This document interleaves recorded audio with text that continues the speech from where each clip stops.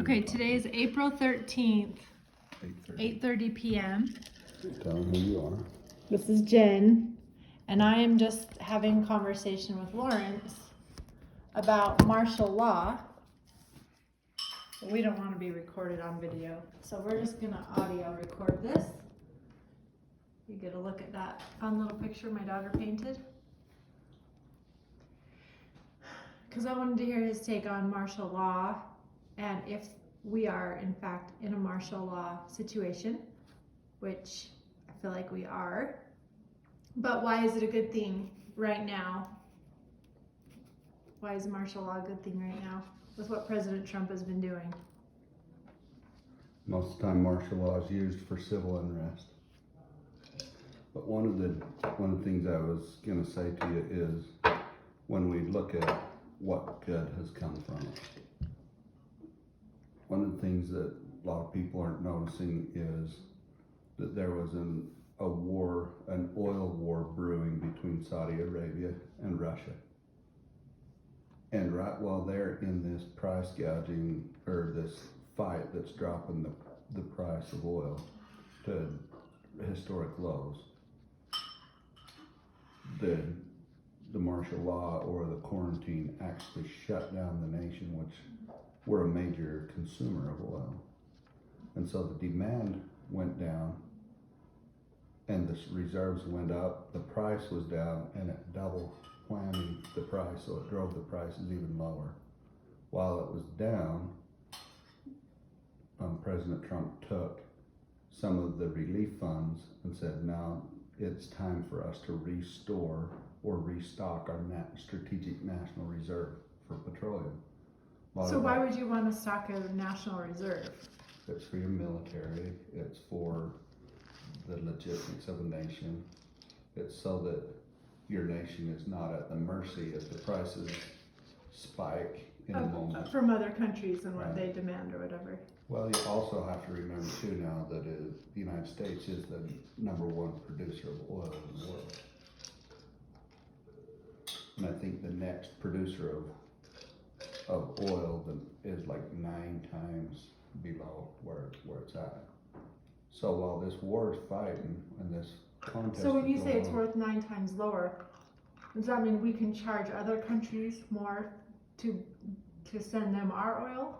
my understanding with the OPEC and the agreements, the contracts is all of the oil in America gets exported. From the U.S.? Yeah, under those agreements, and the U.S. Is pulling up the sweet crude, and so when they mix it with the sour, then they can actually get a better product and get more use without having to refine the sour crude as severely. And so it actually takes a load off of the refinery kind of a thing. But so in this thing, we've restocked our strategic national reserve of oil while this price war is going on between Russia and Syria. How are we able to stockpile the oil though? Is it because no one's out driving around and needing gas and all that kind of stuff? Well, that's called the demand. The demand is down, but the stockpile is done in tank farms. It's done on oil barges. It's done wherever they do it. Okay, gotcha. But they're able to restock it because the price of oil was down and they were able to make major purchase. So one of the good things that has happened while we've been in quarantine is that we've been able to build up our reserves of oil, basically. That's one thing, yeah. Which keeps Russia and Iran from fighting? Or Saudi Arabia, sorry. They're fighting over Syria because they want to put an oil pipeline through Syria to Europe so that Saudi Arabia can get their oil and gas over to Europe. Russia wants to get their oil and gas down around the mountains into Europe. And Syria is kind of the crossroads. So when they start dropping their oil prices, it then turns into a place where it's not financially feasible for one or the other to be able to do that. And so it was an effort to discourage each other from pursuing their pipeline project in that region. But then that kind of puts us, doesn't make us as a nation a monopoly on the world's oil. No. It just makes us a major contributor to the oil stage, to where now when President Trump negotiates or facilitates a negotiation, that he can negotiate with different, you do have to realize that with that demand and the surplus now, our own production isn't being drawn on, because we're not the only country in the world that is hunkered down.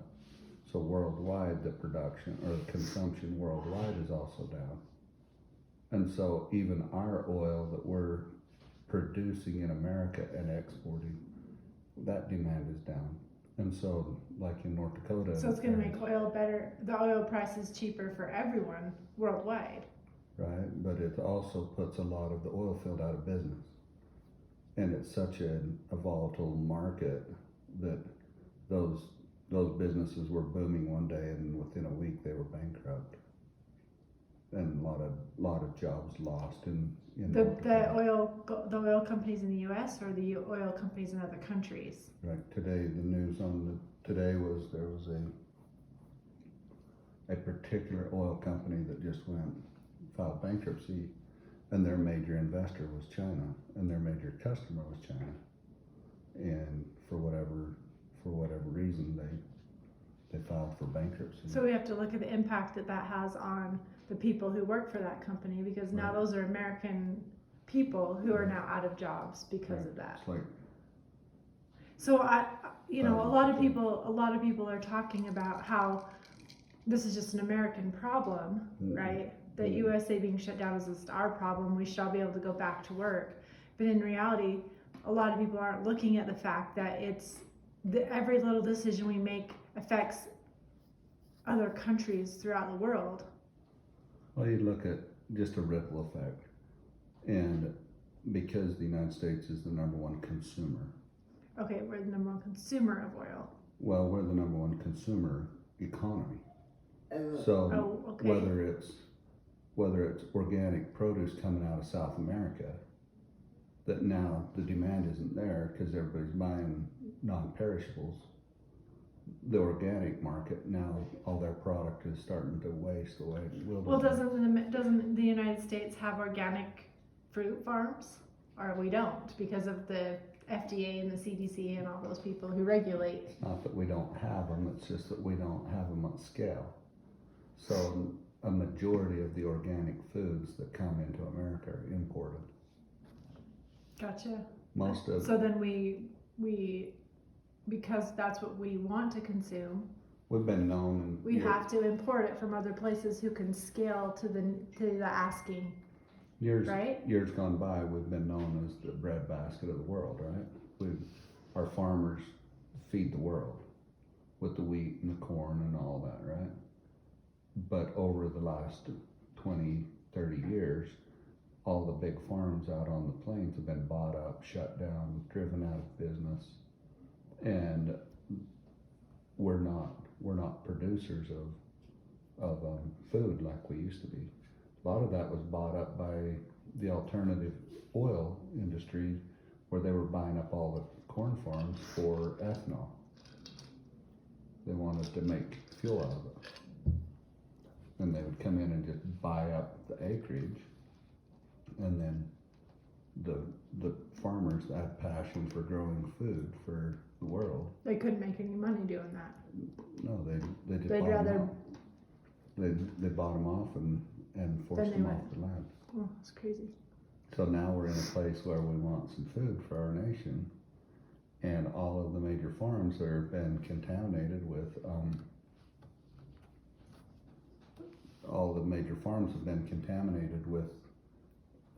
GMO crops that were made to grow fast and hardy for the sake of fuel, and they're not helpful to holistic food. It's interesting how big of a ripple this is when you actually start taking the time to really look at it, right? Because we all know this. It's not like we haven't heard this stuff. We just didn't see how one thing affected another thing, affected another thing. We just get mad about the one thing. Mhm. instead of looking at the whole big picture and seeing how one decision can affect everything. So what other things besides that, the oil, being able to stockpile the oil, do you feel like has happened since the whole shutdown of the government and all this stuff, or of the pandemic, or whatever you want to call this coronavirus thing? I don't know. I think a lot of it has brought attention to our national responsibility, the responsibility, The ability to the respond. ability to respond to national disasters or threats. And it's interesting that one of the other good things that's coming out of it, and even today there was an article in KSL of the Department of Justice holding the state of Utah accountable for misusing federal funds. And of course that's their claim, and it'll go through the court for whatever it is, but So explain to me how the state of Utah misused federal funds. well, And what were the federal funds for? as far as the article's concerned, you can go read it, but the accusation from the DOJ is that they used funds that were meant to augment a state program. And Like once food they, stamps and no, or- it was more on juvenile corrections and counseling and crisis stuff and victim advocate, that type of, that was more geared around the attorney generals and the corrections and stuff like that. But it was more intended to augment a state programs. But once they got the federal funding in place, they claimed that they discontinued contributing to the program by the state. And so the program became basically funded by the federal dollar, which was a misuse of that money. So the state was supposed to use their money that they already had for those programs, and the federal money was supposed to come in to augment them. And instead of using the state funds, they just solely used federal funds. That's their claim, and it's gonna be litigated, and then the facts will be what they are. But the whole point of it is that in this time of scrutiny, we take a lot of the noise and it quiets and it accentuates the crime and corruption. Well, because everyone's sitting at home with Right. nothing to do but watch and listen and question, right? Yeah, and just a simple thing is ramping up food stamp claims, right? Because people are unemployed now. Food stamp claims, unemployment. Right.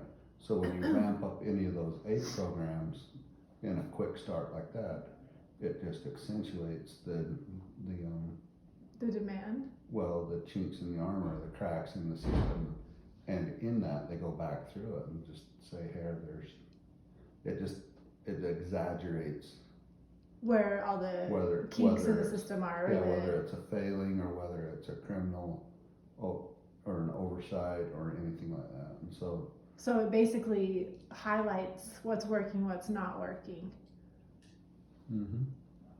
Because we're also seeing a lot of different agendas being pushed through by Congress too, right? Isn't that part of it? Like now we're witnessing all these weird things that Congress wants to push through, like well, majority of the world, of the nation has heard little terms like, what do they call it, pork barrel. pork barrel. You know, it's a term. It's a term we hear and there, but what does that mean to me? Well, when we're talking about a federal stimulus program to help me in my unemployment condition or my small business impact, and it's being held up because members of Congress or the House are saying, or the Senate, so Congress is the House and the House Senate. and the Senate, yeah. So when members of Congress are basically saying, we're not gonna vote for this unless you give us our little pet project funding. And So so in that order what- to what- buy the votes to get this relief funding to the people, we have to oblige or entertain all these little pet projects, and that's called pork barrel. Okay, so I understood that to mean like those were the people that were lobbying, like they were lobbyists or whatever, Mhm. that were trying to lobby for their agendas, but that's not the thing. A pork barrel is when a legislator puts something in the bill that they want in the bill so that their district or their pet project gets funded, or else they're not gonna vote for this. So you could, It's a way for congressmen to basically push what they want, or you're, say they'll vote for something or not vote for something Years if they ago, don't get there their was a- project funded. there was a bridge over in Colorado, out west of Pueblo, and it's called the Bridge to Nowhere. Okay, And this thing's a big old beautiful bridge that goes across the canyon, and it goes across the canyon, turn around, come back. Don't go anywhere. But somebody wanted jobs for their district. And they pork barreled funding for a bridge. And said, you pay for federally fund this bridge. Well, and then I'll vote for There's- whatever thing there's you want all me to these vote for. jobs and there's all this material and there's everything that went into building this bridge that gave people employment and all that. He served his district. But then once the job's over, then what? What happens to all those jobs? Well, he did his job while he was in office. He, she, whoever it was. My point being is that's what pork barrel is. Gotcha. You give me my little pet project, then I'll vote for it. And we're seeing that happen. Sure. We're seeing, Well, we saw the Kennedy Center for Arts get millions and millions and millions of dollars funded. when And we're worried about the coronavirus and making sure everybody gets PPEs and well, masks and then and all right this stuff. after that, the report is that as quick as that's funded, then the Kennedy Performing Center Arts turns around and gives a massive donation donation. to the DNC, What's the DNC? the Democratic National Committee. Oh, okay, so while they're passing this, let me make sure I'm clear. So while they're trying to pass a stimulus bill so that Mhm. everyone can get their $1,200 or whatever, Yeah. in the background, you've got some Congress people who are pushing for the Kennedy Space Center. Is it Space Center? The Performing Kennedy Arts Performing Arts Center in New York in New York. to make sure that stays working, gets renovated, whatever they do with all this money. Funding. And then all of a sudden, the Kennedy Performing Arts Center writes a big old check for a donation to the Democratic Party Mhm. to Well, it's simple. They write it off as advertising. Because if they pay that to the DNC, then the DNC promotes their funding. It's all just cost of advertising. I'm just throwing it out there, but that's the way I see it. which we know which politicians are all about in New York, right? Which Well, Congress people. Our discussion was about what good is coming from all of this. Well, that's good to be able to expose this kind of stuff that's happening Right. if we're willing to take a look at it. So that's something good. But I mean, as far as like good for the people, what do you see as good? Well, and the other thing that I think is good that's coming from this is that the national media is being put on display on a daily basis, because when we're in a state of national emergency and the president, basically it's a martial law scenario, he has to show a daily presence of some kind, and it's an official thing, and they And they can't, can't censor them. yeah, they can't censor that. And so, in so doing, there's some banter and there's a bunch of discussion about the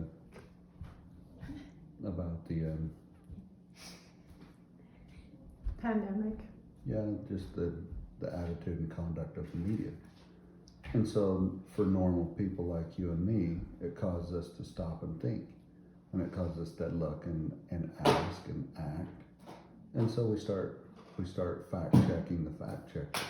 We start actually searching information for ourselves. And out of that, things aren't making sense. So then we go to our own platforms, which isn't CNN or Fox or MSNBC. It might be Facebook or Twitter or Instagram or your blog or whatever it is. And you start asking the questions and you start raising the concerns. And there are people that will respond and react, and they're just normal people too. It's not like you're demanding an official answer from the government, but the whole intent of this is, can we the people wake up? Can we be alert? Can we be enlivened? Can we stop waiting around for someone else to speak up or ask the questions like, is it fair for government to do this, or is it fair for government to do that? Are we allowing this? Is this okay? Do we like having our, our freedoms taken away? What can we do about it, right? All those kind of things. Well, here's another thing that's good that came out of this, I think. And that was, we have learned how to innovate. As business more or less was grinding to a halt, we learned how to innovate, from work from home or work from a distance or have meetings online. We began to modify public meeting laws so that we can facilitate an online town council meeting or a town hall meeting, and different things like that, to where, or even medicines, like the telemedicine. being able to get a doctor's opinion from home is more like, we can do that without it being like we're breaking security laws, or we're not being, what is the word I'm looking for? The HIPAA laws. We're not violating HIPAA laws by, doing telemed from home. Also, what's the other? Here's the other thing, is one of the downfall of America was the destruction of the family in the home. And here we are being almost compelled back into a condition where we're regrouping as family units in a home environment, and love it or hate it, we're back to homeschooling, right? We're using the resources for what they're meant to be, and we're not using the public school for a daycare center. So now we're back to a place of responsibility. We're taking accountability. The children are learning to honor their parents again. We're learning how to learn on our own volition instead of compelled. If you're not in a condition of want to learn and you're at home, you won't.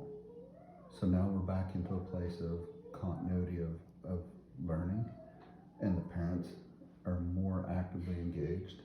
The children are starting to readjust their brain and their orientation back home-centered and parent-centered and family-oriented. And which is good too, because I believe parents can now teach children how to think instead of what to think. Sure.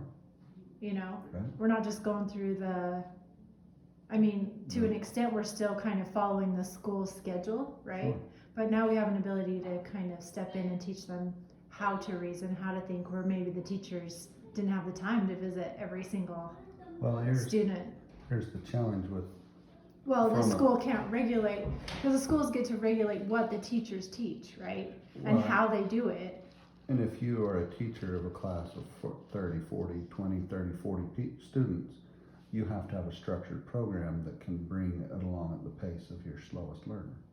Right. And if your child is a quick learner or is hungry for knowledge, you can augment your education. And the other thing is, you're not the one that built the curriculum.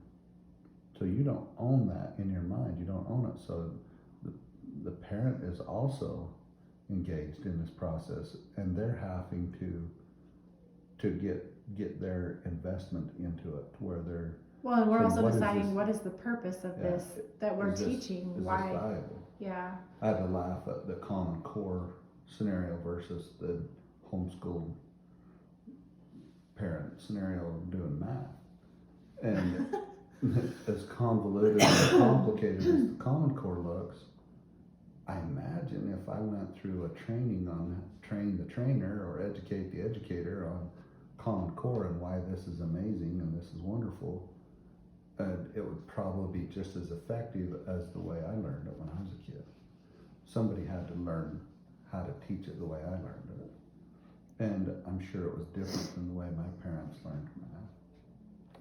But in this whole process it's causing we, the people, to really take stock of our freedoms. It's causing us to really appreciate our families, to really appreciate the little things that we have in life, you know. Toilet paper's good to have, Right. you know. It's given us an opportunity to actually actively reach out. and Yeah, do what because we if were we don't responsible have for. something like, and we can't get out for whatever reason, we reach out to a friend or neighbor via social media.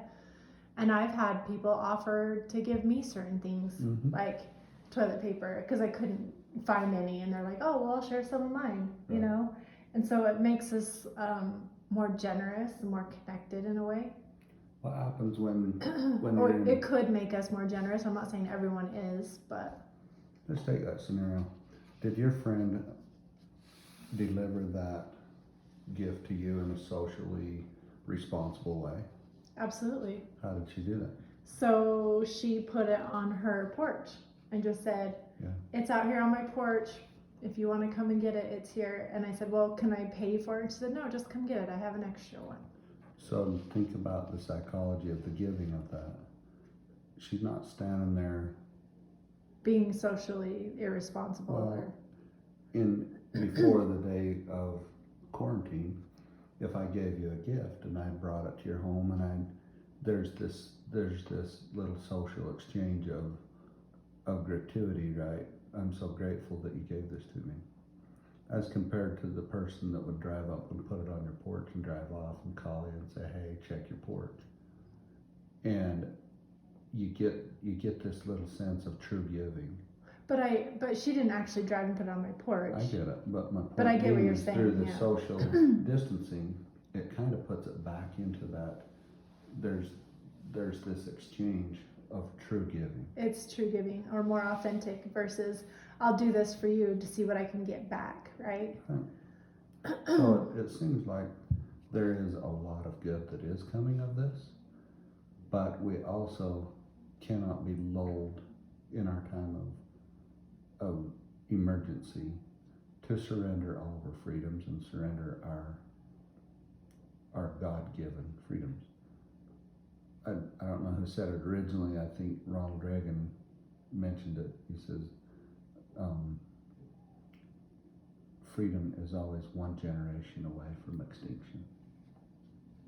And when we stop and think about all that the generations before us did to preserve unto us our liberties, it's our turn, right? And the enemy's different in each generation, or the threat to our liberty is different in each generation.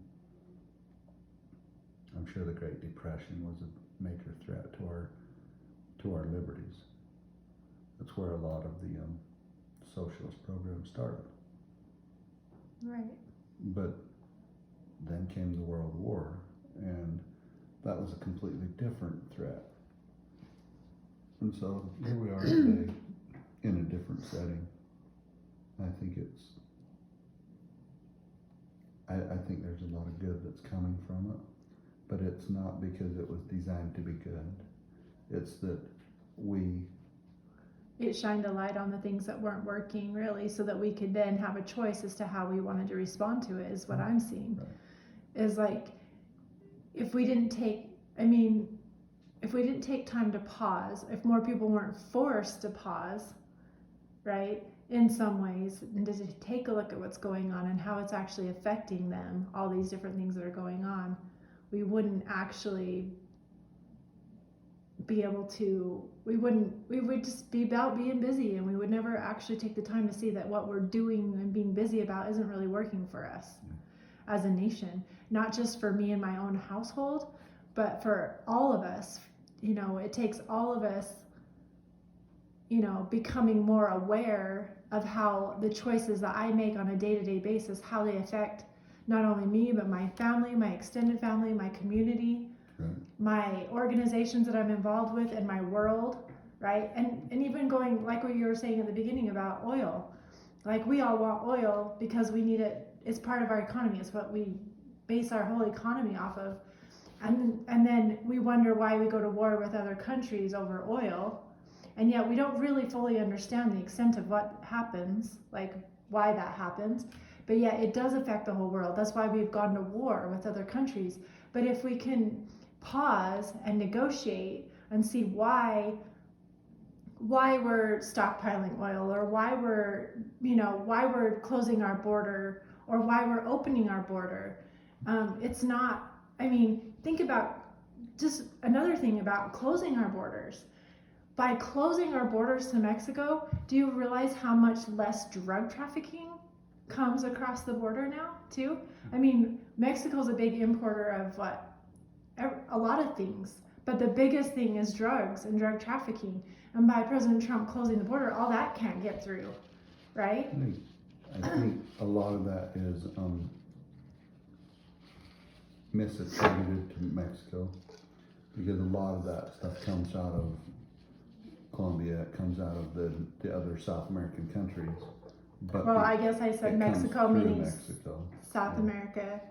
Yeah, well, And it comes through Mexico, and a lot of the cartels control the trade routes through Mexico, type of thing. But to imply that Mexico is the origin of all that is, it's a little bit of a fine detail. But well, the reason I say that is because I've also been studying a course in human resources, and it talks about how important it is for me as a human resource person to understand how our laws and the government affect trade between different nations, because we may be a human resource professional that works for a company that is based out of another country like Mexico or China, right? And so if I'm a human resource professional, I need to understand the laws between those countries and why and the cultures, and why we're willing to trade, and why we're willing to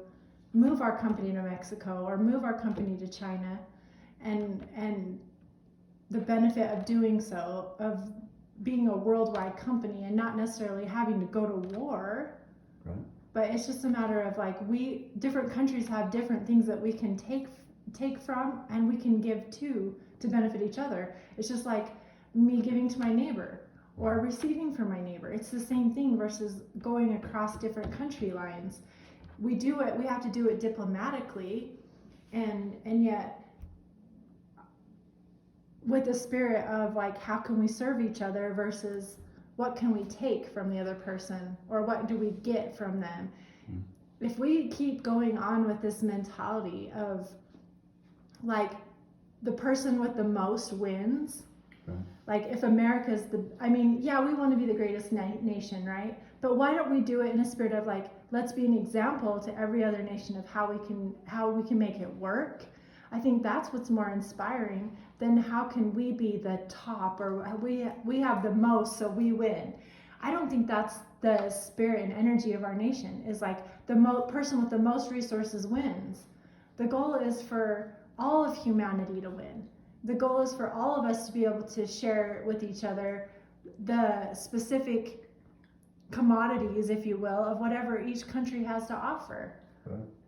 Like, what if we weren't the one that had the most oil, which is what I was under the impression of my whole life. We weren't the country that had the most production of oil. It was like Iran and Iraq and those countries over there. We weren't until about 3 years ago. We weren't? So then I wasn't incorrect, but No, you're right. But we needed to be able to get along with those countries so that we could have that for what we needed to consume it for. We had to be willing to trade something that we had for something that they had, right? I think the thing I hear when you're talking about this is a thing called a level of living and a standard of living. And it's no secret that there are different levels of living throughout the world. It's just painfully obvious. Right. And it's okay. Right. And it's okay because my level of living is someone else's standard that they're trying to achieve. And yet, every great society that's fallen apart, dwindled and crumbled, was when their standard of living was met. by their level of living. And when their level met their standard, it turned to indolence, it turned to corruption, it turned to self-destruction. And so This actually reminds me of something I was taught as a kid in church, right? That at a certain point, that every nation becomes, or every community becomes really wealthy. They become arrogant. They become whatever, and they kind of have to be taken out and reminded who's in charge. Is that what you're saying? No. I can see where that would come to serve in a certain. But my point is this: we had an administration for almost 16 years. When you say administration, you mean government? Yeah, like a presidential government. Okay. That tried to bring our level of living up to our standard, and we lowered our standard to the level, and we made it universal. So you're saying, like, in a sense, socialism?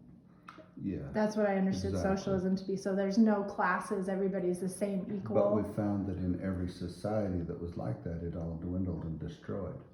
So along came a new influence and said, let's make America great again. But wait, when you say that it dwindled, is that true? Like, give me an example of what you mean by that. The Roman nation, the Greeks, all these major people of history, when they attained their standard of living. So you mean the standard was like, when you say standard of living, meaning everybody was kind of equal? Is that what you mean? No. Let's take where we're at. During the Obama administration, we all had universal health care, we all had free phones and extra cash benefits, and we were all kind of supposed to be on the level. And it just felt like our nation was falling apart. We had riots, we had all of the civil distress. Along comes a new influence and says, let's make America great again. And in essence, raise the standard. So raise the bar, kind of what we... Standard. Okay. So now our level and the standard, and if you make that difference great, then the Frank Starling effect kicks in, or it's like stretching a rubber band. If you stretch it further and let go, it goes quickly. If you stretch it little or none and let go, it just sits there.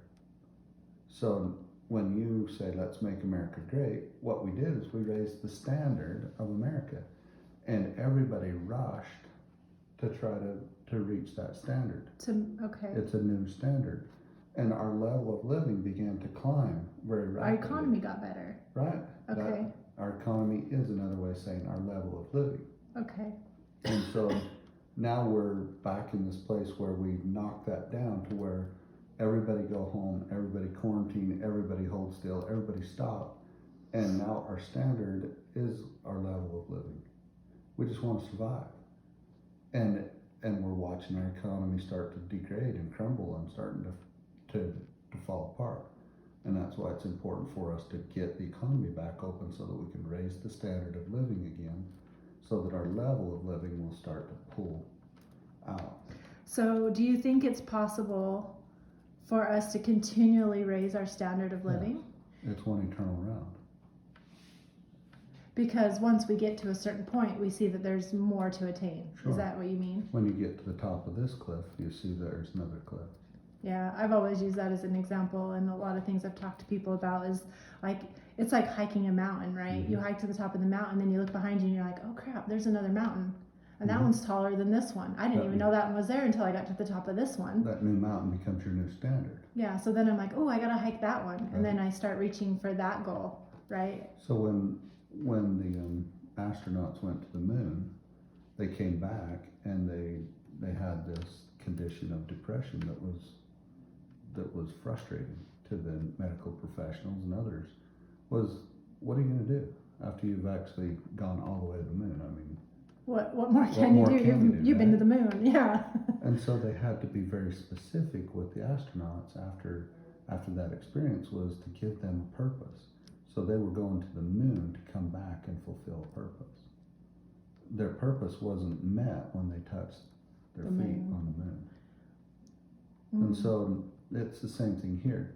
And we turn around and say, well, what about the poor tribes of Africa? And what about these these homeless people, and people or- whatever, they all have their level of living, and they all look up to a standard of living.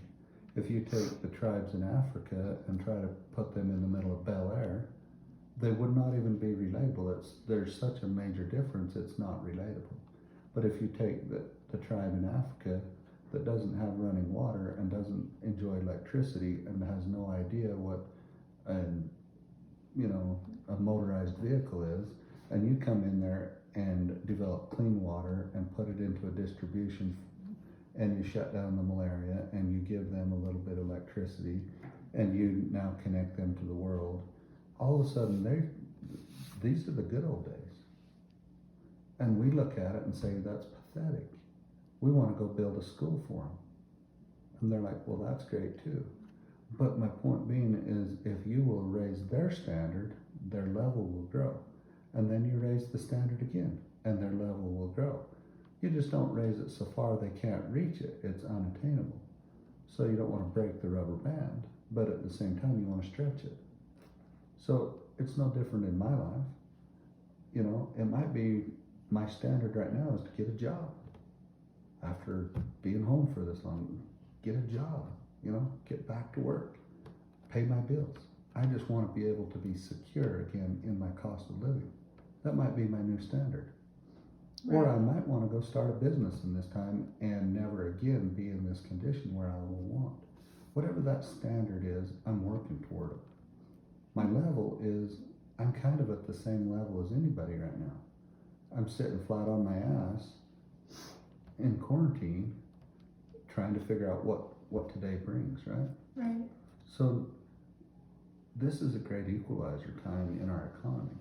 And those who have felt like they've been, trodden down in the corporatocracy, this is their opportunity to stand up, start a business. This is their opportunity to get a new Reorganize education. their This is business. the time to just shake all that off and realize I can survive this too. I can go out and do great things of my own. I might could just be super successful at home as a computer, whatever, and I can do my skill right here at home and still be here for my children and still be here and less stressful and not have to work in this heated corporate environment and be twice as successful. One of the things that I hope comes out of it for me is the disparity that is between the corporate CEOs of a lot of companies and what they're willing to pay their employees, because I think employees it's a proven fact that wages have really stayed flat for the last 30 plus years. We haven't most employers aren't required to pay a cost of living increase to their employees every year, yet they are passing that on to the people that they serve. So say you're a Smith's grocery store and you have to pay more for milk. Well, you charge your customer more for milk, right? Mm-hmm. But which means you make more money, or at least the same standard you were before, but yet you don't pass any of that increase in that you've passed on to the customer onto your employees. Does that make sense? I know as a business owner, there's a ratio of 3 to 1. If I'm hired by a company to work for $10 an hour, I need to be bringing $30 an hour of value to that company. So the employee needs to bring $30 of value for a $10 an hour job. Right. Okay. Because they need to be paid their $10 an hour. The company still needs to pay their matching wages and their matching taxes and insurance and all the stuff it takes to facilitate them working here. Plus they have to be able to pay the overhead and have the material there for them to work on. Plus they still need to be profitable enough that they can stay in business so that this person can keep their job. Right. Now, to me, that's a healthy ratio. It is a little bit hard for a $10 an hour employee to think that they're earning this company $30 an hour. Right. And they're only getting paid 10. Right. But in this ratio, this keeps the business healthy, it keeps their job stable, and so on. But what if I come in and create $60 worth of value? I would expect there's integrity in the company that they would bump my wages up to where I would be able to make $20 an hour. Well, because we know that's happening. We know that there's employees who provide 10 times the value that they're actually getting paid for. They're getting exploited by employers. I've seen it in my own life, and I've seen other people that I know and care about that are working. Take a flight attendant, for example. Right. A flight attendant in the 80s used to make $40,000 or $50,000. Right. That is not even close to their base wage as a flight attendant right now. I think it's less than 30. Wow. I want to say it's closer to 26. What does a flight attendant do today versus what they did in the 80s? Nothing. No, they do different. They do a lot more than they did Right. in the 80s. That's what I would imagine. Because, and I know this from personal experience by people I know that are flight attendants, and they've shared with me, they actually don't get paid to onboard or offboard anyone passengers on or off the plane. So the second they get, I mean, all the passengers are having to say hello and greet them and help them get their bags and their everything in the overhead bins and stress their own backs and whatever while people are lifting their heavy ass suitcases into them, right? Mm-hmm. And the flight attendants are doing all of that for free. They don't get paid an hourly wage until the doors to the airplane shut. And they only get paid until the doors open. So while they're offboarding everybody, when the doors open to let them off the plane, they don't get paid to offboard anybody. And then they have to go ahead and clean up, and they have to do, like, put the airplane back together. They used to have cleaning crews that would come in and clean the airplanes. They've done away with cleaning crews. Wow. So that they now have to go in and clean the airplane themselves as part of their job for free after everyone's already gotten off the plane. Especially in a time like this where you got to sanitize the plane again. Right. I mean, That's just crazy. imagine what their duties are going to be now. And I guarantee you the airline industry isn't going to pay them more to do more because they've already been paying them the same wage to do more. So it's things like that I'm hopeful that this whole thing is bringing to the attention. And travel's never going to be the same again, because now that, like, we have access to doing online meetings through Zoom and all these different ways, now that we've become resourceful in that way, Mm-hmm. why does a businessman need to get on an airplane and fly from California to New York? He doesn't have to now. He can do it via Zoom meeting. I mean, I know we've been doing this for a long time already, Right. but we need our CEOs to look professional. We need them to be in this office. So we're going to pay them this outrageous amount of travel benefits so they can fly from one side of the country to the other. Great, if that's the kind of job they've afforded themselves, but it's not necessarily necessary. And so, And this shutdown is proving that, right? yeah, the shutdown is absolutely proving that. Well, and some of that might be that the parties involved are a little more tolerant or accommodating to it. It's not that the capability wasn't there, it's just that The it might companies. have been like, you can't have this meeting online. It has to be in person, it has to be, Because it's confidential or well, whatever. or it's a public meeting. And so now in the effort to accommodate the martial law orders, then a lot of those public meetings get relaxed, and they're like, okay, you can meet online, you can meet, in fact, where you would meet in like a city council, everybody split it up, and you can't be in the same room. Even though you're in the same building, y'all go in different rooms and be online, so everybody's equally Socially distanced apart or well, not whatever. only that is that you don't have half the council sitting at the bench having a conversation, and the people online are missing the conversation. So it becomes disadvantageous to the other people that are under quarantine. Well, and the other thing is,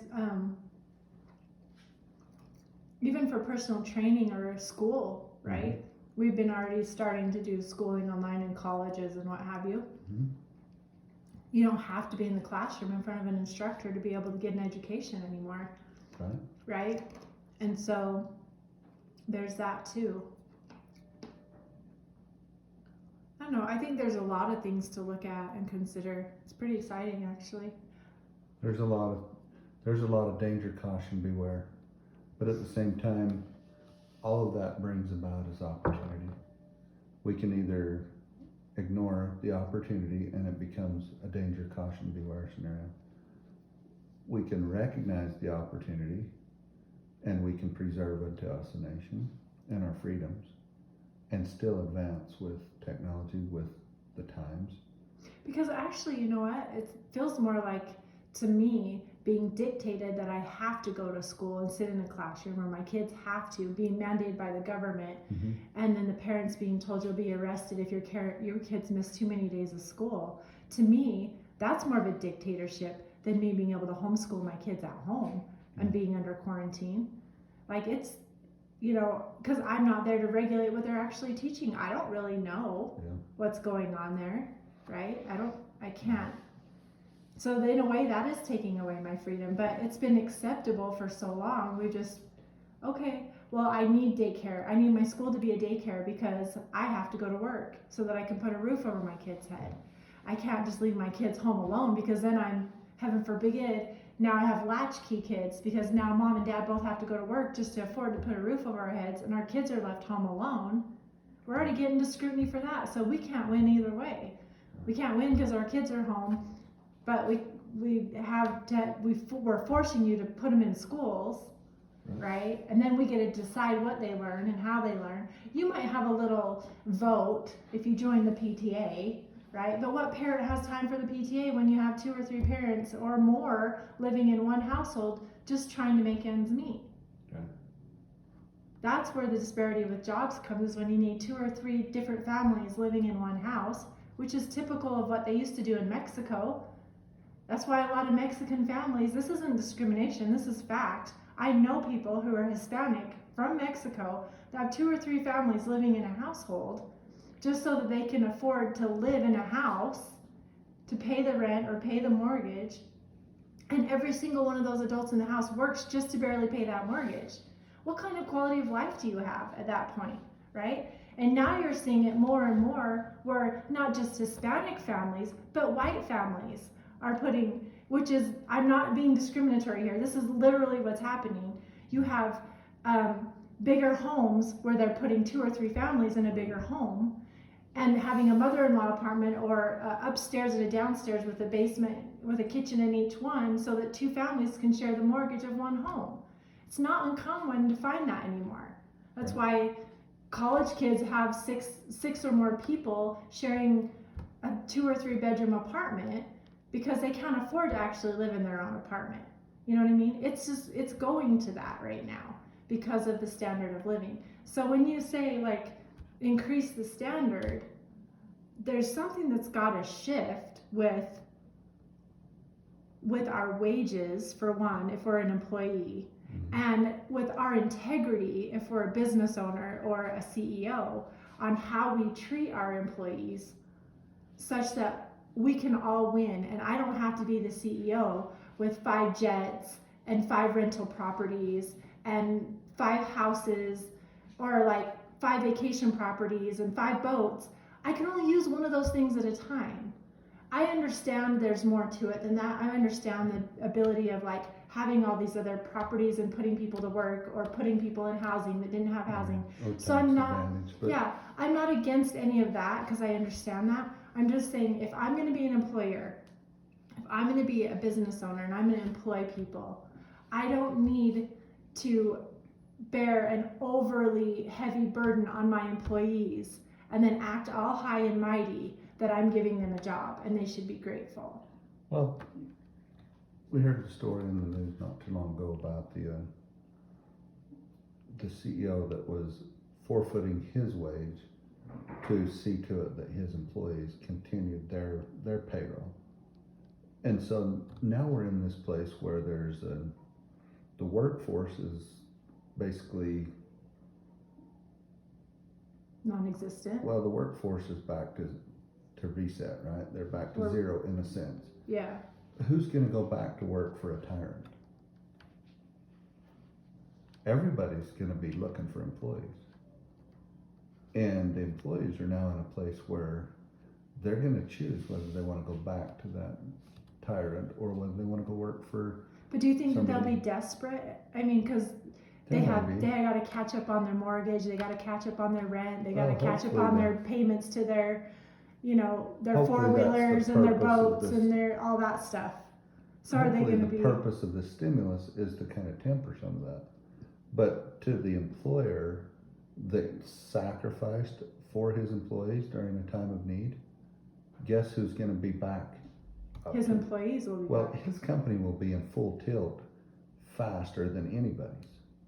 These guys that are over here trying to hire new employees that don't know his business tactics because he was a tyrant might take longer to get employees and trained and back in, and And the if there's ripple any, effect. and if there's anything I can say to that, it's like, it's up to us to say, no, that is not a fair wage, right? And I know we can't demand something unreasonable from a company, right? That's not realistic.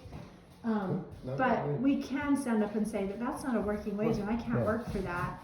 And I know that I'm worth more. And so we don't have to accept that $10 an hour job. We can actually go and find a company or a CEO who's willing to pay us a little bit more money. Yeah. So we'll always still have a choice. But so we shouldn't complain if we're working for a tyrant, because we're the one who chose to go work for them versus finding a company.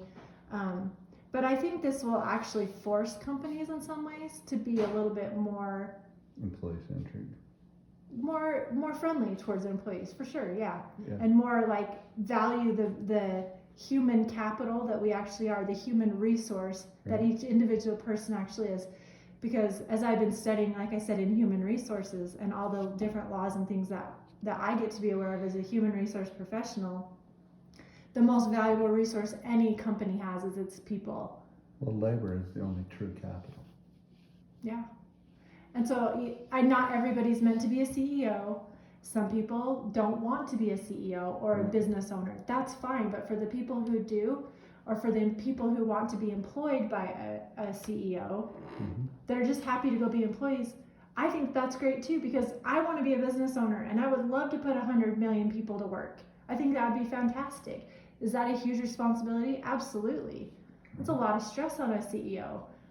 But if you don't value your people as the human capital that they are, the human resource that they are, then you really don't have a business anyway. And you're not, you know what I mean? The flip side of that too is, as an employer, I've had employees that were ungrateful, and employees that were tyrant employees. And so for everybody right now to be, as an employer, I'm just ready for some employees back. As an employee, I'm ready to have a job back, and I'm grateful for that job and what it's done for me. And I think it also is a grand equalizer of attitude and demeanor. Agreed. Where Agreed. the employee's coming back in a different attitude saying, I'm just grateful for a job. What can I do to help make this work? And the employer is coming back saying, I'm just grateful to have some employees. Welcome back. What can I do to make this work? I get that you need to ramp up. I get that this is a need. And I think it's an opportunity for the royal we, to take stock in our role and position in life and be a contributor. And it'd be really nice to not see employers exploit people again, because it's really been happening for a long time, and it would just be nice to. I love that this whole thing is an equalizer, that it's in that respect, such that everybody's had time to pause and think about different ways that we could really make it work versus what's been happening and going on for so long. Right. So. I think it's an opportunity for us to see a new growth and a new opportunity. Yeah. So. That's probably enough rant for one night, isn't it? That probably is. I had to record it because, well, I want to be heard, and I love your opinion, and I love it when you share your opinion, and it's logical, it makes sense, it's not accusatory, it's not, I don't have all the answers, I'm just throwing out ideas and things that we could take a look at and see the ripple effect. I often in my life in the past, I've always kind of just said, this is my world, all I can control is what is in my house, and in my little corner of the world, right? But in reality, if I stop and think about how my decision, even in my own home, ripples out into the world, do I need to stockpile toilet paper? No, I don't necessarily need to do that. Because if I do that, then my neighbor might suffer because they don't have any. So I'm not going to choose to do that. I'm just going to do what I need to do. That decision can affect a community, right? And so I feel like, I don't know, I guess me just sharing this is basically just to say that there's a lot that's going on, and I have a choice as to how I show up. And I know everybody knows they have a choice. They just sometimes forget because we've been so programmed to believe that we need to look for our answers outside of ourselves, you know, from our leaders to our government to even me speaking right now. You know, some people look up to me. I look up to other people. It's kind of just how it goes, right? And so I feel like if we all just kind of work together to see how each of us individually can contribute and be consciously aware of the choices we make and how they not only affect our family, but how they might affect someone else. Mm-hmm. I think just that alone would solve a lot of problems. The golden question is, whose country is it? It's mine. It's ours. It's ours. Right. Right? And who's going to make this country any better? We are. Yeah, because I choose which leader I follow. I choose, you know, how I choose to show up will make that ripple effect go out into the world. So if I want it to be great, I have to be great. You know, if you want it to be great, you need to be great. You need to choose carefully and wisely who you'll follow. And I have to ask you, okay. what's the difference between a republic and a democracy? Oh goodness. Honestly, I think this is a really good question because I don't think a lot of people understand this. Because I know that I don't, and I consider myself a pretty good, educated person. If you were to take democracy in its pure form, it's basically mob rule or majority rule. So everybody votes? No. Just if a majority of the people go along with it. Let's say we decide we're going to have a lynching today and we're just going to go out there and get the posse and we're going to go after this person that we declared was a bad person. And as long as the majority are in on it, then it's good. then it's okay. Okay, so that's mob rule or democracy. That's a pure democracy. Okay. So is America a democracy or is it a republic? So what explains to me what a republic is? A republic just simply means that it is governed by a legislative body. So we agree to be citizens and be law abiding. So America is the newest form of government on earth, and it's called a democratic republic. Some call it a constitutional republic, but it means that we democratically elect that council that makes our laws, our legislature. Then, as soon as the election is done, and by the majority rule, we agree that those people are going to go do their duty and represent us well. We turn off the democracy and we turn on the republic, and we agree to be law-abiding citizens. And when do we stop being law-abiding citizens, though? Because we've elected people that haven't exactly been the best because they've been convincing in a way. So if they pass a law that's unjust and unruly, and that we the people feel like it abridges our God-given right to life, liberty, and pursuit of happiness, then we get to have a democratic solution, and it's called a recall election. It's called a petition for grievances, and we have a right to petition our government for recourse. We can sue in a court. We can do all these avenues. How do we go about that? You can get out there and exercise your free speech, and you can raise your voice of awareness. So I can just put up a petition online myself and say, hey, do you want to sign this petition? I mean, I've seen that going around. Sure, but you might just want to start with awareness. Which is why I feel like I'm having this conversation. Right. So what's the difference between free speech and unlawful in your conduct if you were to raise awareness or speech? Unlawful? Yeah, if we're going to be law-abiding. Okay.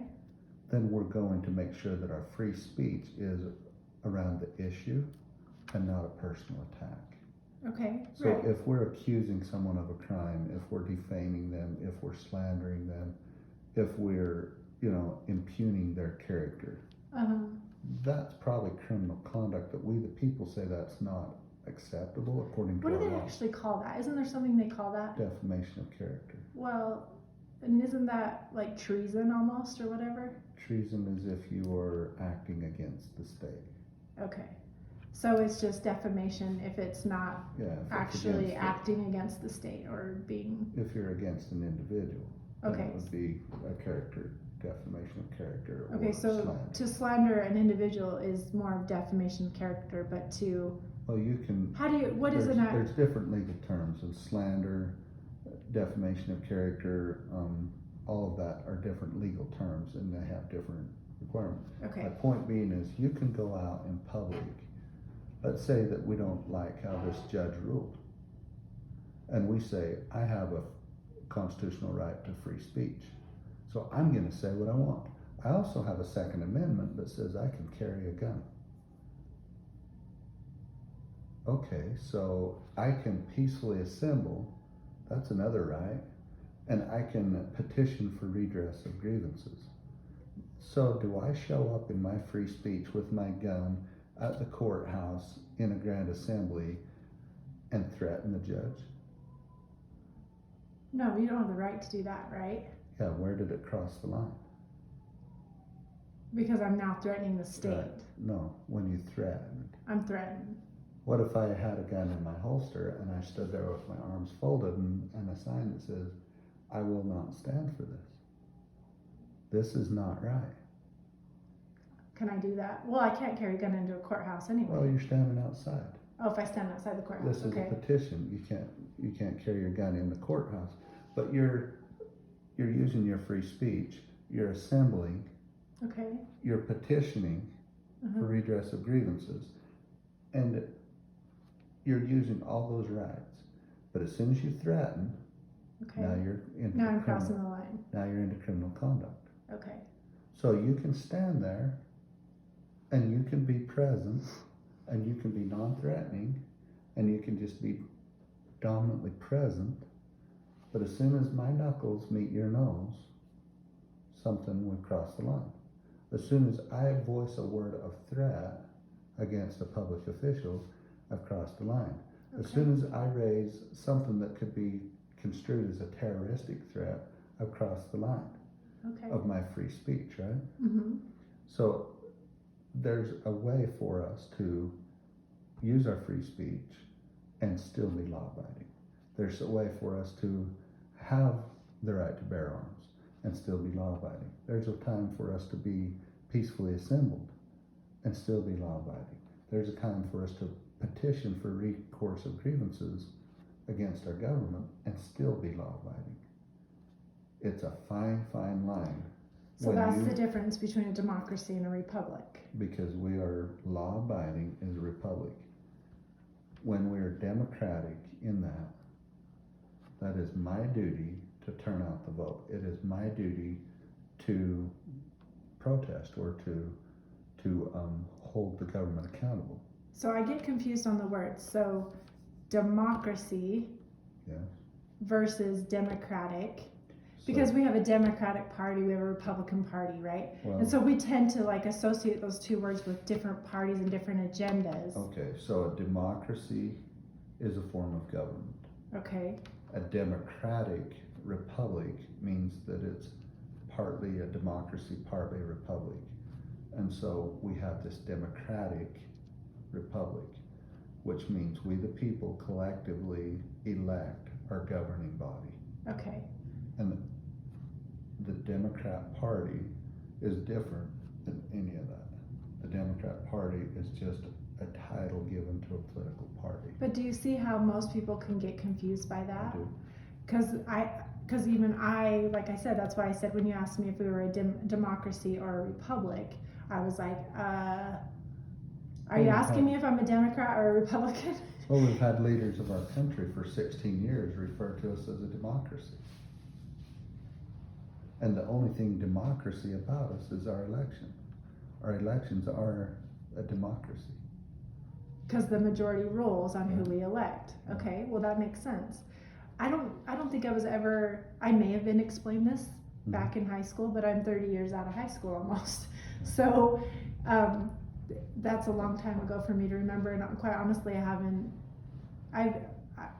haven't gotten as involved in the whole political scene until recently, because I just didn't feel like I knew that I could trust who I could trust to tell me the truth. Yeah. And so as you're clarifying this, Well, and I trust you because I know who you are as a person, and so that's why I'm interviewing you in a sense, is because I want you to explain it in a way that's clear so people can understand. I would hope that you would take what I say and you would fact check. You'd go back and learn it. You'd go back and listen and know that it's true or not. I don't want you to take what I say, or I don't want anybody to take what I say and say, this is according to so-and-so and he said it, so it has to be true. Okay, but where I do we? just want to provoke you enough to go and look that up and to learn it. Okay, but again, where do we go to find the facts? Because it seems like all the resources that we've been taught are the factual resources, or the go-to resources, aren't necessarily the ones telling us the truth. It's like going to school. We believe that schools are telling us the truth, but they're just only telling us what they want us to know. Right. So how do we know that everything, like, that's why I said I didn't get involved in politics. So I'm like, how do I even know that what I was taught in high school was the truth? Right. Because they were only telling me what they wanted me to know. Sure. Right? And so how can I trust the resources actually that I'm out there looking for? How do we know? The only way that I feel like I know is, for one, does it make sense? I mean, we have our Constitution, right? So we can, but there's been so many amendments to that too, that gets really confusing. But history can take a major event and compress it into a paragraph in your history book. True. And so you've got to not hold the whole standard to a high school textbook. There's supposed to be a baseline so that by the time you're 18, at least you understand your role, duty, and responsibility as a citizen, right? Right. And when you register to vote and you accept citizenship into this republic, you agree to do a few things. One, you agree to participate in the election. Two, you agree to turn out for a jury duty. And three, you agree to serve Military. in the military should your country ask you to take up arms to protect and defend your country. Those are your basic duties as a citizen of this country. Right. And that's for every citizen. You know what's interesting? I don't know why I'm going to get off on this tangent, and I won't go very far, but it's interesting that people that we allow to gain citizenship in our country, they have to go through a process to get that citizenship. They have to study, they have to learn all of the laws of our land and what have you. Right. And I feel like some of them actually may know the laws of our land a lot better than even some of us who are brought up here and have lived here our whole lives. And I take accountability for not being more involved up until this point. Well, being born and raised an American citizen by birth, I never had to take an oath of citizenship. When I got to sit in a naturalization ceremony and they took the oath of citizenship, that was really informative. I'm sure it was. I mean, I know that a few people from different countries. I know I have a friend I worked with from Australia, and he was telling me how much they had to go through to be able to gain citizenship here, and how long of a process it was. It's not something that just happens overnight. It can drag on for years. Right. And not just him, but there was some people from Mexico or Spain and some different countries that are trying to get citizenship here, and the process they had to go through is quite. Right. I feel like all of us, in some ways, as an American citizen, should be forced to go through that process. Well, we should at least be educated engaged enough to go and pursue it. Yeah. It would be instructive to us. What is the Declaration of Independence? Sum it up. You're putting me on the spot. What is Basically that, it's horrible. I don't even know that that we are independent from any other country, and that we have certain rights and liberties and what have you. Hardly. It was a catalog of grievances. Because there was a thing that we, our founders of our nation, claimed, and it was called the Magna Carta. It was the first time anybody had ever written down a constitution of rights, the human rights. Meaning, like, if you do this, it's not okay. If you do that, it's not okay. No, that we are born of a creator, and he gave me the right to life, and he gave me the right to liberty, and he gave me the right to health in pursuit of happiness. That came out of the Magna Carta, and it was handed to King John the tyrant at the tip of a sword. And the nobles said, sign it or we'll drive you through, cut your head off or something. And so the Magna Carta was signed, and based on this constitution or Magna Carta that came with the settlers to the new country, to the new land, they had been through almost 50 years of petitioning the England or Britain for a redress of grievances. By the time they had written this thing, it was, I don't know, 25 to 50 years, whatever it was, that Benjamin Franklin and others were working on this thing that was just saying, here's a catalog of grievances. And based on these things, we are more than justified to tell you, we no longer accept you as our sovereign. You're not our king.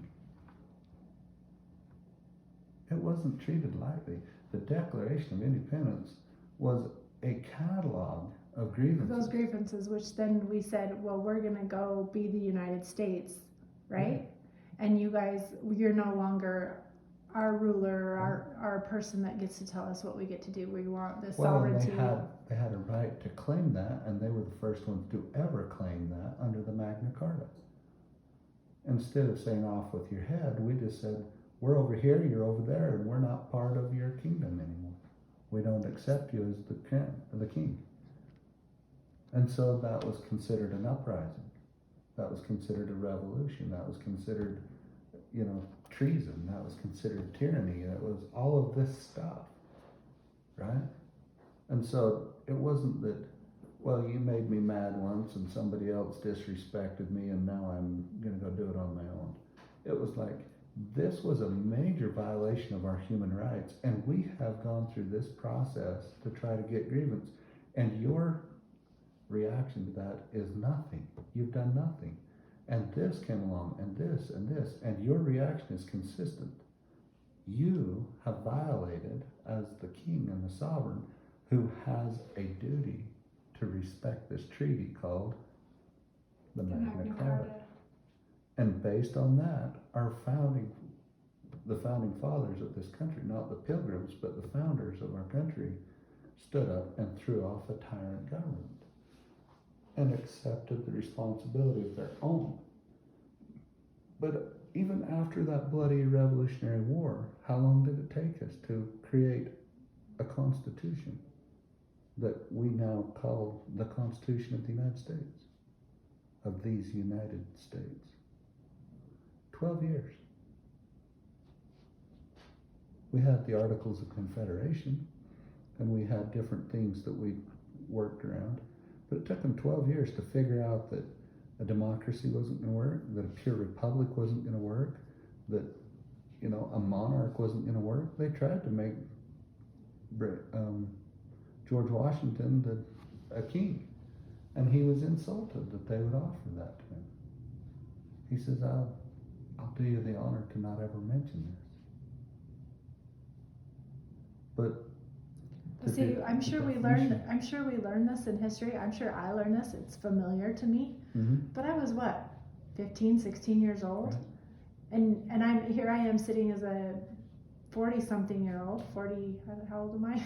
Almost 47. And it's just now starting to come back to me because it's applicable because I've experienced so much frustration and just you know, going along with whatever's dictated to me by the government or whatever, Right. because I didn't feel like I understood how to do it different until I started like basically saying, whoa, I'm tired of this. I'm tired of feeling oppressed. I need to learn how to do it different. I need to learn how to speak up. I need to learn how to say this doesn't feel right. And so, yeah. You think it's just your age, your maturity, your age, life experience that brings you to that place? No. Because I mean, there, it could be. there might be, because in our Constitution it says you can't even be the president of the United States unless you're 45 years or older. Well, I think life experience plays a lot into that. You know, all of us clearly at some point in our lives asks ourselves this question, you know, Yeah. what works for me, what doesn't work for me. I mean, I think we're always kind of doing that as we go through life. It's just at what point do we become more active participants in something that's not just about me, but that's about how I impact the world, I guess. And maybe it does come at an age of like 40 plus, when you've had a lot of life experience knock you down a time or two and you go, wait, how can I do it different, I guess. Maybe your children are grown and you're now in a place where you're actually looking at your greater family as the country, we the people.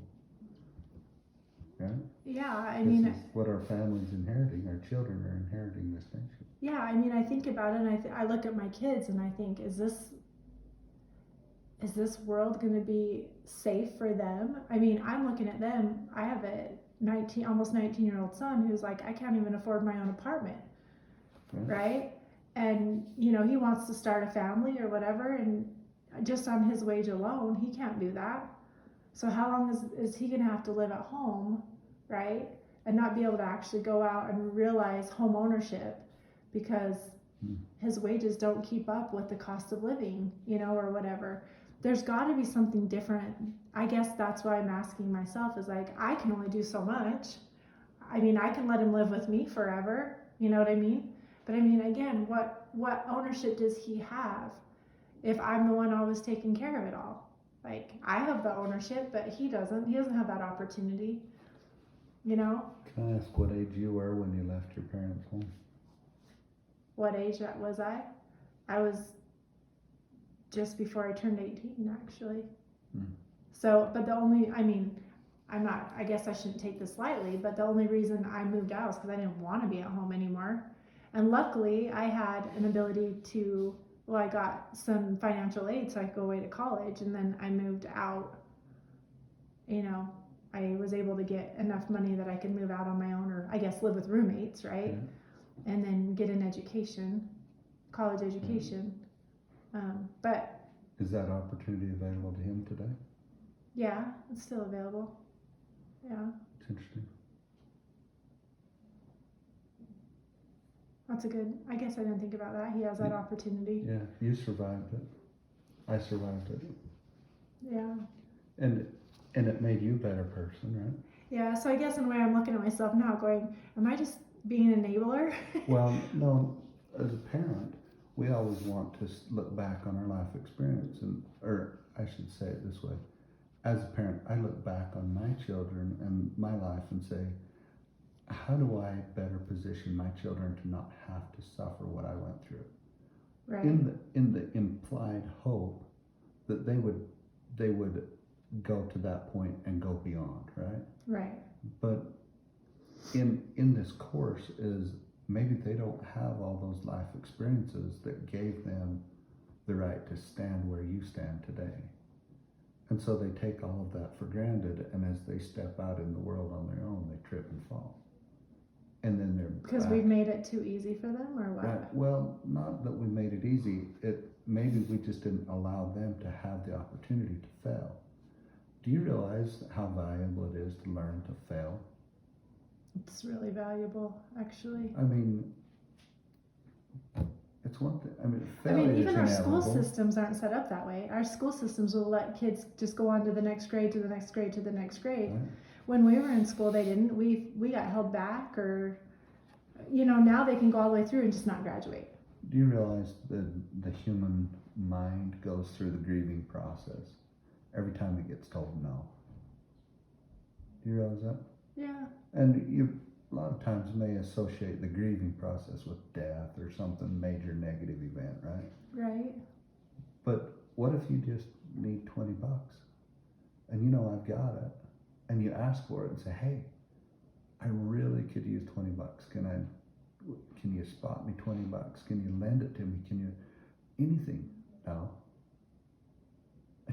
Why?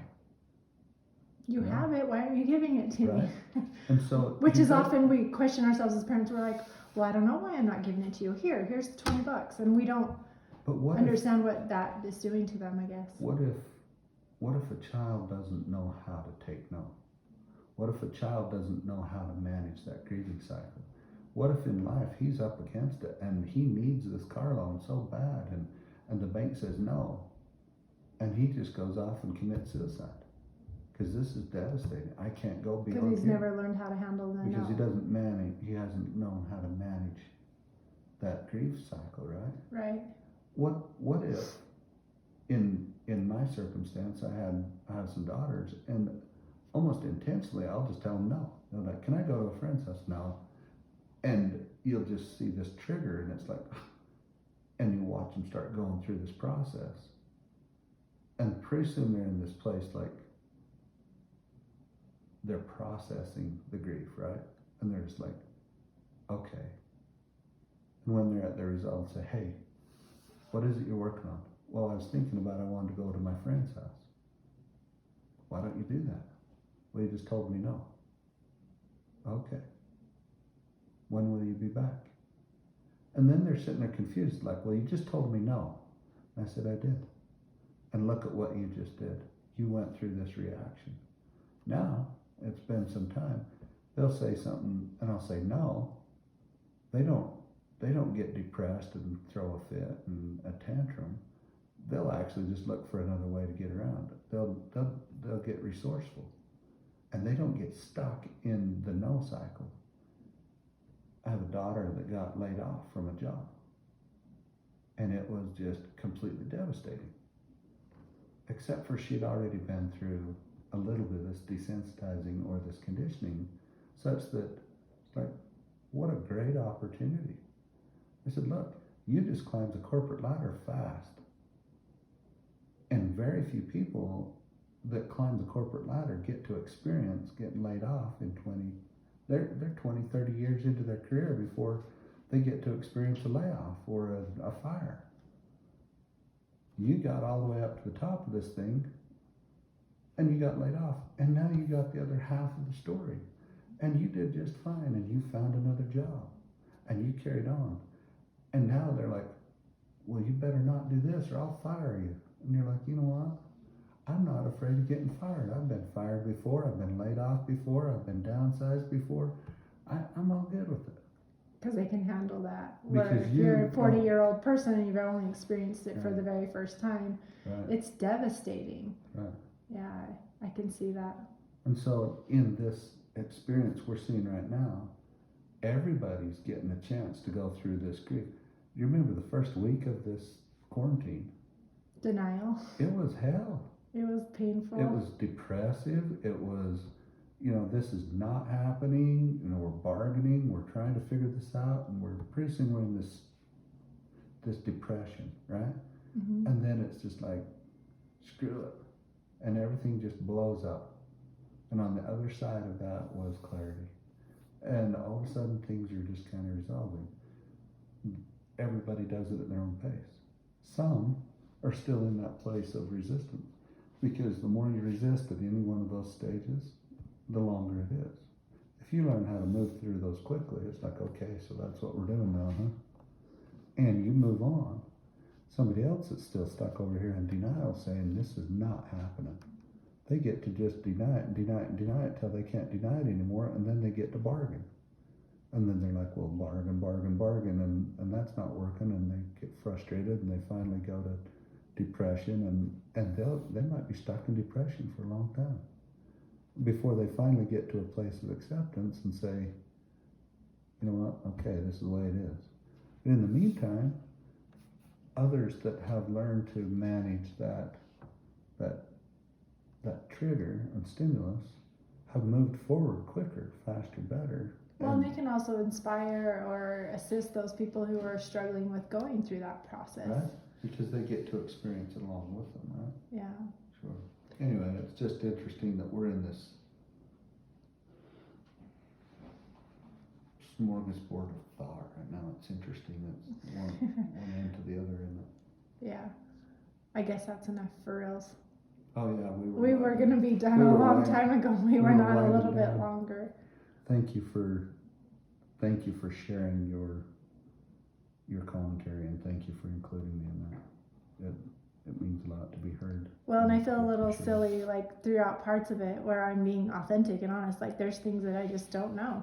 I'm not going to pretend that I do, because I don't. And I intend to research these things and find out for myself the difference between, a republic and a democracy. And Mhm. and I just, like I said, I've listened. Oh, there's a Republican Party and a Democratic Party, and I guess that's just what we are. I didn't realize that was a separate thing from the type of government that we Mhm. have, or whatever has been ingrained upon me, or that I've chosen to believe. I guess I can take accountability and say I've chosen to believe what I've been taught, and not really researched it up until this point. Yeah. And now that I'm starting to see all the truth kind of come together. I'm starting to see. I'm starting to research and look for a common denominator, I guess, if you will, and looking for what makes sense and what doesn't. And I've learned a lot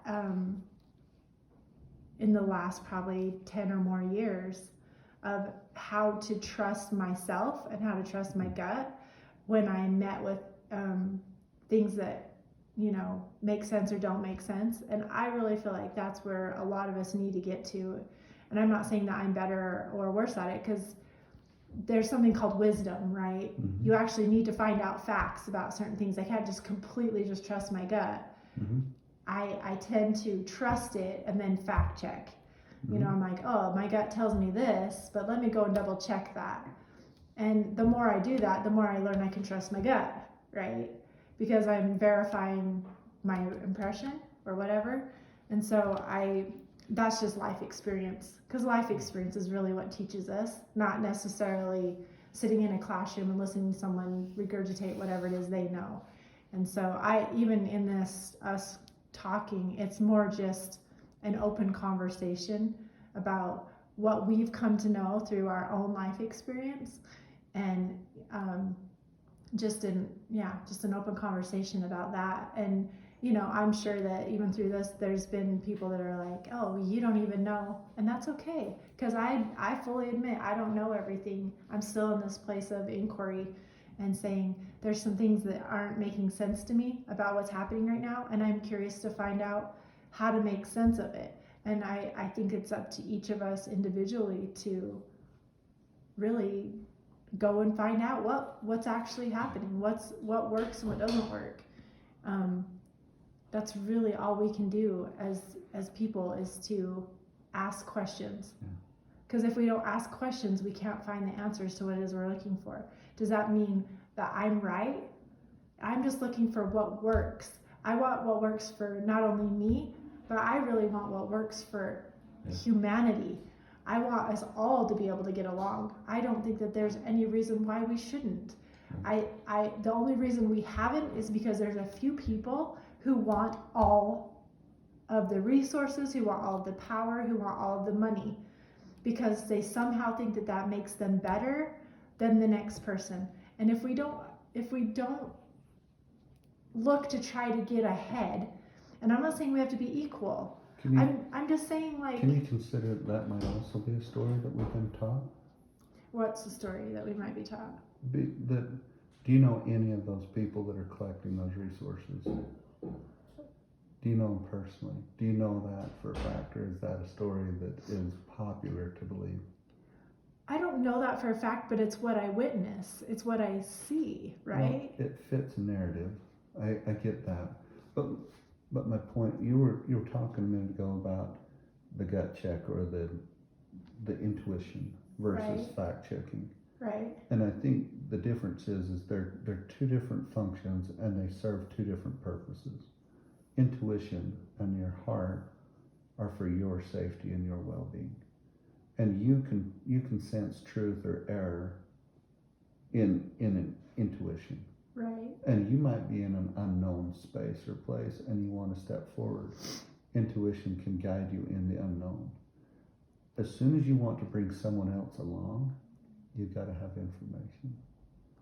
Even if all that information is, this was my experience and this is my authentic expression of my experience, that might be all the information there is to have about that. But if it's like form of government, you go back and you pick up all this information, it is so that you can be relatable to others and you can bring them along. But you can sense in your heart or in your intuition or in your gut whether this is truth or error, or whether it's right or wrong, or whatever you want to call that, whether it's workable or not. And a lot of times that works for you. That's your truth. That's what they refer to as my truth or my safety in this, right? Okay. But as soon as you want to start to influence others, you've got to, you can follow this.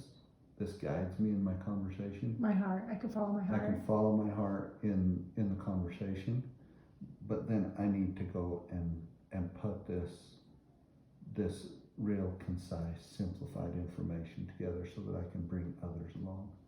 And I think there's two hands that are balancing in what you're referring to, and it's not one or the other. I think they serve equally. So I guess what I'm hearing you say is I'm not trying to place blame or create a story about the haves and the have-nots or the people in control or in power. But we've witnessed that there's been some corruption, right? Sure.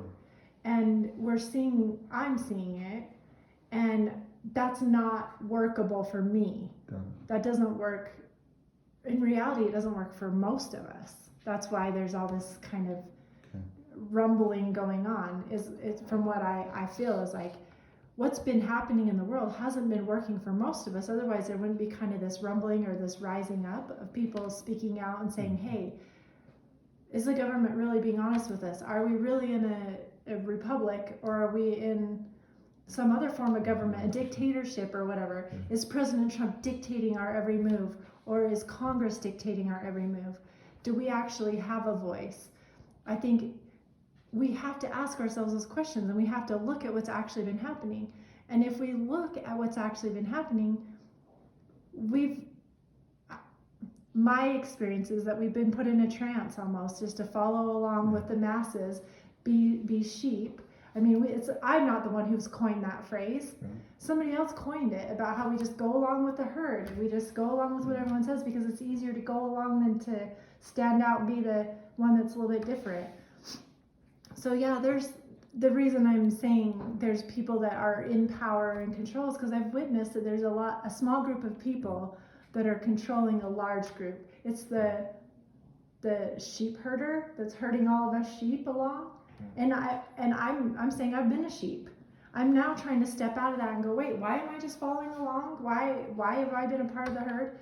And I'm asking myself those questions. And the reason I'm even having this conversation is because I want other people to ask those questions. Because I believe if we truly stop, pause, and ask ourselves those hard questions, then we actually might find answers that can benefit everyone, not just myself. I never just put myself, otherwise I'm being just like the other dictators. I'm just putting myself as the guru, and I don't want to be anyone's guru. I just want to ask questions and to help other people to think what works for you. Right. Like, it doesn't have to work for me, but I feel like even me as a human being or as a coach, because I call myself a coach in life, my goal is to ultimately help other people get what it is they want. I'm not going around trying to get them just to give me what I want. My goal is to help other people get what they want. And ultimately, if we can all benefit from everybody getting what they want, then aren't we all better off in a sense? I don't know. That's just how I see it. I feel like if we're all honoring and respectful of whatever and the other person wants or whatever everyone else wants, doesn't always have to agree. I don't always have to agree with what they want. But we can still get along. If they want to be a sheep, then respect them for who they are and give them room for who they're not. I don't think anyone really wants to be a sheep, though. It's an innate thing inside each of us to progress, to keep growing. Our souls are constantly evolving and pulling us to evolve and to become more. It's innate within each of us to become more. And I don't know what that more is. I don't know if it's 1% more, if it's 100% more. It's for everybody to decide. Right. But innately, I truly believe that everybody wants to be better tomorrow than they were today. Right. That their goal is to grow more tomorrow than they did today. That's it. And so if we can assist everybody wherever they're at whatever level they're at, Right. I don't even like to say that, but wherever anyone's at, to be more tomorrow or be more in the next 5 minutes than they were in the last 5, we've won. And if we can honor that, that's where we find peace. Nature is a process. Life is a process. Yeah. We started at birth and we'll go till death, whatever that is. And it's natural for it to be processed. And you are right now better off than a newborn baby. Right. I Right. have 47 years of life experience. Right. And so in this, we've kind of shied away from this because it's almost the new racism is to say that you're better than or above or anything different than someone else. Right. And it's inaccurate for us to think like that. If you're in human resources and someone comes in and they are, for lack of a better term, a sheep, and they're content to be a sheep, just give me a place to go make some wool and I'll be happy. Right. Don't put them at the front and tell them to be the sheepdog today. Right. Right? Right. And so we wouldn't do that out of respect, right? Right. We'd hire a sheepdog to go stand at the front door. Right. And so that's my point is we get lulled into this idea that for us to express that there's progression, meaning that there is a level of living and a standard of living, or that there are societies that are less fortunate, and it's okay because they get to grow at their own pace and their own. You ought to look at. There's a case study in Vietnam where this guy had a bunch of money and he went. Sorry for the background noise if you guys are hearing background noise right now. Anyway,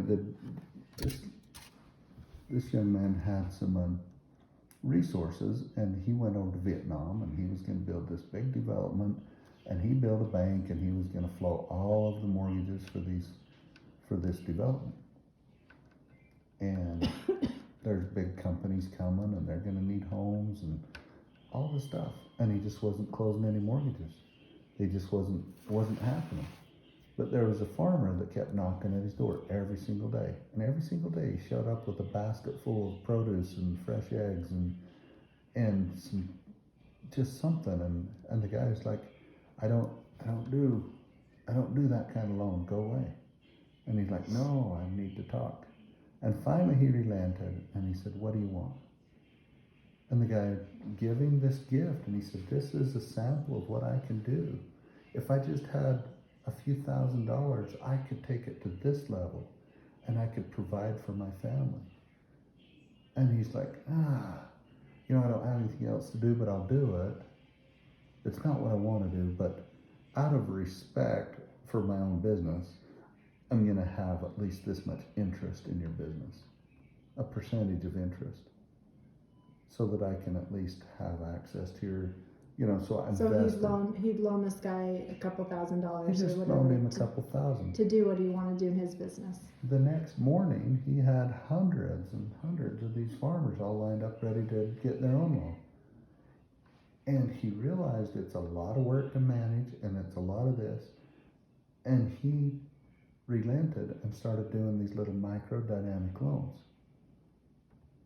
he found that the rate of repay was in the high 90s, and that the attitude of the borrower was one of ingratiation or appreciation for the lender. And they were all just living in tin huts, and they were many people packed in these little sheds. And he's like, and you just need a couple thousand? That's all I need. Well, don't you want a house for your family? No, I just need a couple thousand so I can build my business. So we gave it to him. I'll be back in 30 days. I'll pay you back.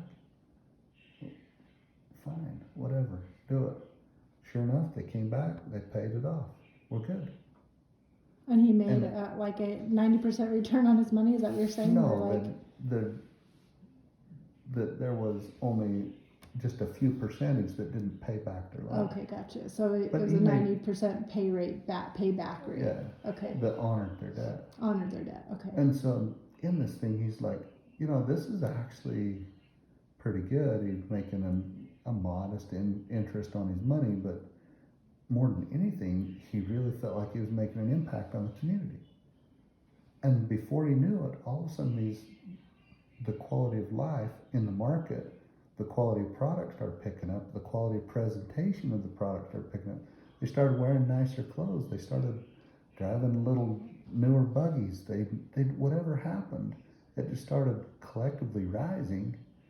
And all of a sudden, out of all of these farmers, certain ones of them started coming to him and saying, I've got all of this financials to qualify for a house. I want to buy one of your new houses. And he's like, well, these houses are saved for all of these people that are coming to help build this big company. And they're like, nobody's here. I'll buy one for now. And so all of a sudden, because he did these little microdynamic loans, it started to ripple. And that ripple started to raise the standard of living. For him to come in and just say, you know what, you all need a single family home that's of this standard, America's standard, it went nowhere. But for him to come in and say, you know what, it's possible for you to loan $2,000 or $3,000 for 30, 60 days, whatever it was. And the quality of life came up. And they stretched a little more, and the quality of life came up, stretched a little more, and the quality of life. Pretty soon, the little tin shack started to disappear. And we started building more homes. And pretty soon, we started paving some streets. And pretty soon, we started to have actual structured market instead of open air market. And pretty soon, this thing, it just starts to explode, and it's starting to grow. And it was because this one young man had his inheritance, and he thought he was going to go over there and set up a mortgage company and make it big. But then he started realizing that he could influence. And a small act could have a big influence, and the ripple effect. And so him, with all of his wealth and well-being, started to make a difference. And it raised the standard. And they all started growing to that standard. So he raised it again, and they started growing to that. That's what I'm talking about. It isn't that we've all got to be equally poor or equally rich. It's that we've got to have equal opportunity to grow and pursue our happiness. I love that. And I think I better shut up while I'm Said a lot. Yeah, it's a good place to stop because this video is already like almost 2 hours. Oh my God, okay. An hour and 48 minutes. So there's a lot of information, a lot of good stuff. I'm going to put this out. I'd love it if it went viral, just a common conversation between two people. There's a lot of wisdom here, I think. And I don't know, I'll call myself wise for right now because I think you was. I feel like I've been educated and edified by our conversation, and I know we've had conversations like this a lot, and I always say we should have recorded this conversation so other people could hear it because it's inspiring to me. So I'm gonna trust that I'll put it out and some people will be inspired and others won't, and that's okay. But yeah, anyway. All right, so today's April 13th, 2020. Conversation between myself, Jen Hardy, and Lawrence Barlow. I trust that you guys will all be edified in one way or another, and yeah, we'll just go from there. And maybe I'll put more audios out like this, and hopefully they won't be as long, and they can be more succinct. Yeah, succinct. Anyway, everyone have a good night.